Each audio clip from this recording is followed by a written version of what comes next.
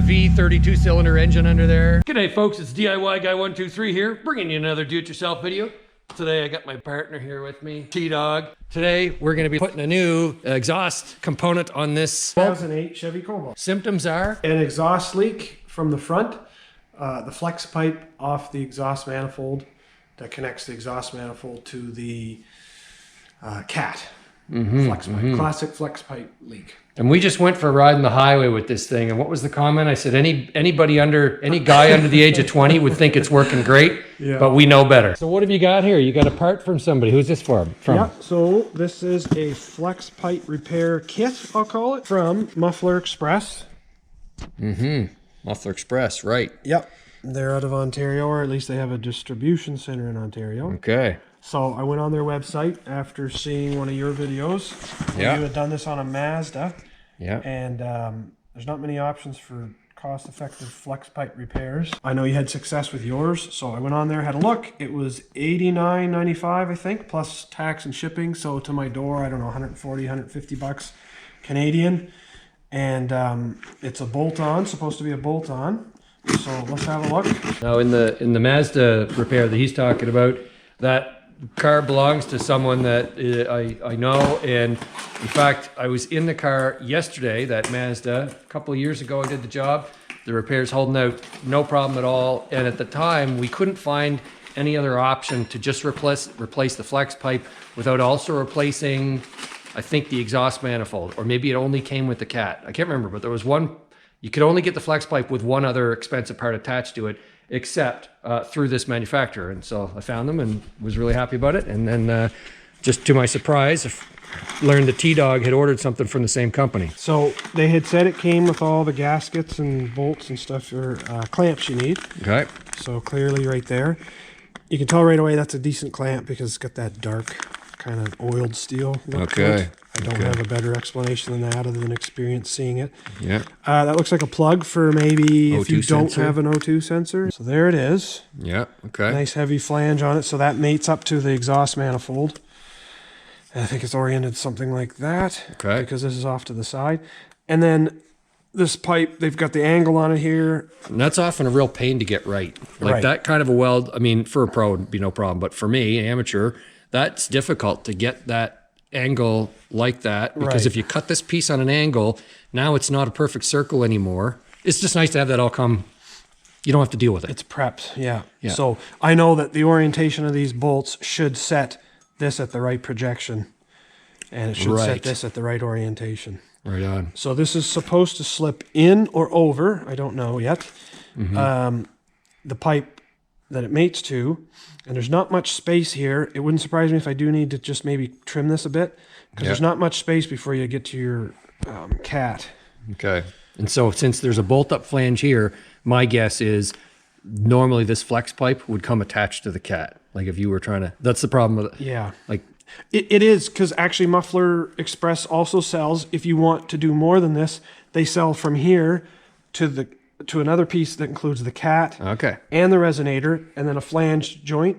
So the whole thing, if you want. That's sort of more factory maybe. Right? More factory, and just if you don't want to mess with any chance of having to mess with a bolted joint or deal with clamps or maybe even welding if it doesn't work out. But we don't care about factory. We just want this thing to be quiet again.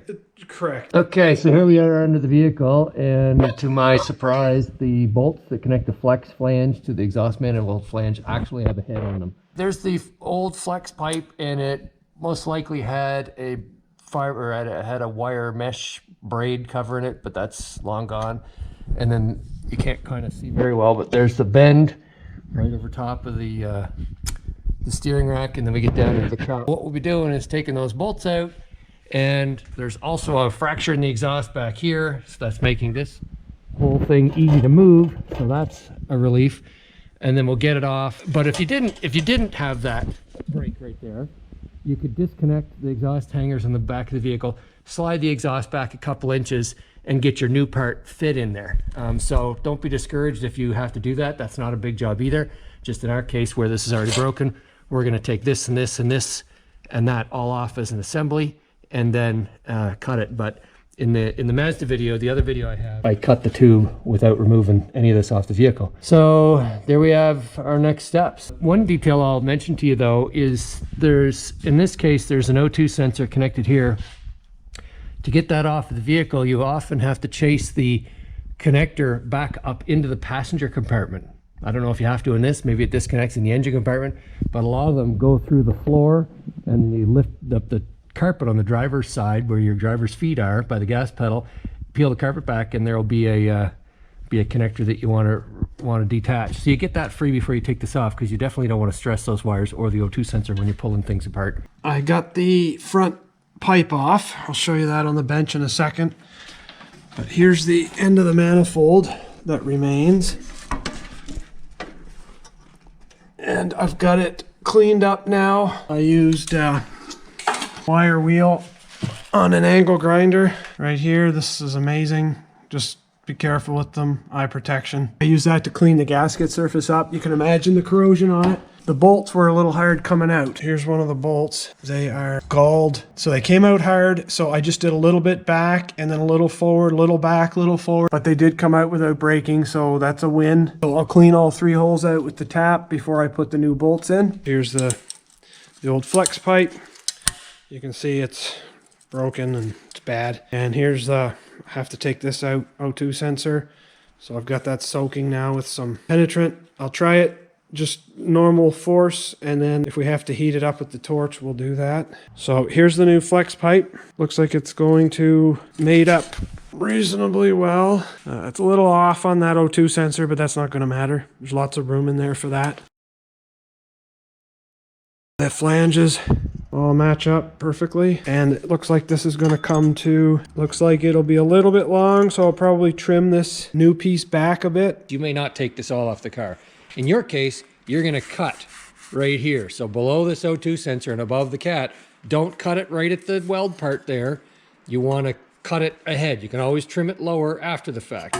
And so, of course, what my partner's doing here is he's aligning these 3 holes with these 3 holes, and you'll notice the bung for the O2 sensor is in line with the bung for the O2 sensor, and that will get you the proper angle.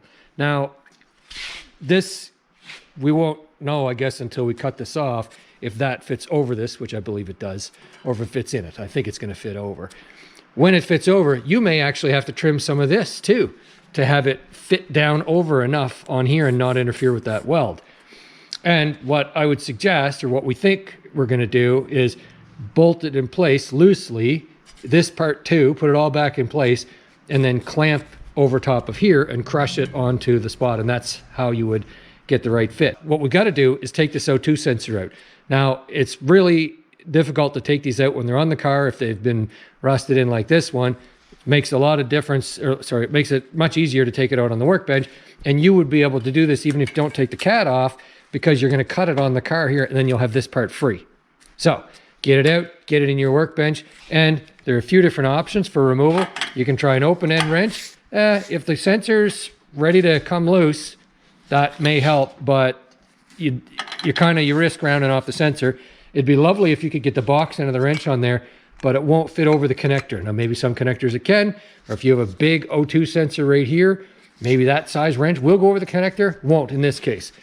Certainly, if you're discarding the sensor because it's faulty, you just cut this off right here, maybe even grind that off there and put a 6-point socket on it, or get that 12-point wrench on it. But that's not the case for us here. We're going to save this. We've got an O2 sensor socket that's designed for taking these out. And what's nice about it is it'll fit. It's a 6-point, well, it's actually, I guess, technically a 5, isn't it? It's got 5 sides because it's got a cutout. And the reason why the cutout is there is for this wire, so you don't pinch the wire off and you can get the socket on all the way. I can tell you that this is kind of a best case scenario socket, and that will spread open if you've got a... Okay, so we did a little work with the oxygen acetylene torch here. Careful not to wreck the sensor. Now we're going to throw our socket on there, and as you're rotating the socket, oh yeah, that comes right out of there nicely. You're going to rotate the wire too, right, so it doesn't pack up. So we may have heated that bung more than necessary, but you know what they say, metal that's a liquid won't resist. That's cherry red too, right there. So yeah, we're just using a regular angle grinder with a cutoff disc here. You're not going to be able to get that angle grinder up near the manifold. but it's expected to be able to get a reciprocating saw in there and cut that off. If you just cannot get a reciprocating saw up between the steering rack to get at that pipe, that down pipe, below the flex line, you can use a saw like this, and basically you're gonna have to insert it up and kind of basically go around the circumference of the pipe where you want it to cut. It's not gonna be a perfectly square cut, but that's not really too important. Cut it off, get it squared up the best you can, and then put your new slip-on there.